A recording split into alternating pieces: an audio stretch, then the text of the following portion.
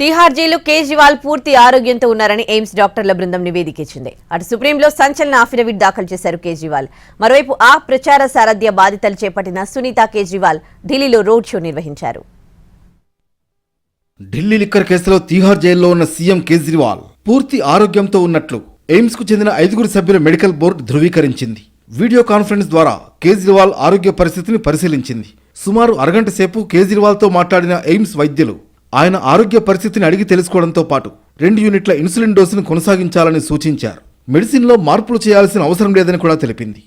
అటు సుప్రీంకోర్టులో సీఎం కేజ్రీవాల్ సంచలన అఫిడవిట్ దాఖలు చేశారు. ఈడీని వాడుకుని కేంద్రంలో అధికారంలో ఉన్న బీజేపీ ఎన్నికల్లో అక్రమ పద్ధతిలో పైచేయి సాధించిందని ఆరోపించారు. ఎన్నికల వేళ పార్టీలకు సమాన పోరాట స్థాయి కల్పించాల్సిన అవసరం ఉందన్నారు. లిక్కర్ కేసులో తన అరెస్టు అక్రమమని కేజ్రీవాల్ సుప్రీంకోర్టులో ఇటీవలే పిటిషన్ వేశారు. దీని విచారణ క్రమంలో ఈడీ దాఖలు చేసిన కౌంటర్కు బదిలిస్తూ ఆయన ఇప్పుడు మరోసారి అఫిడవిట్ వేశారు.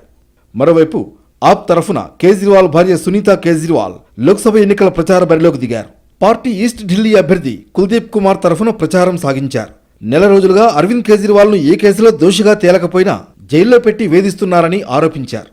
ఈ లోక్సభ ఎన్నికల్లో ఢిల్లీలో కాంగ్రెస్తో కలిసి ఆప్ పనిచేస్తోంది.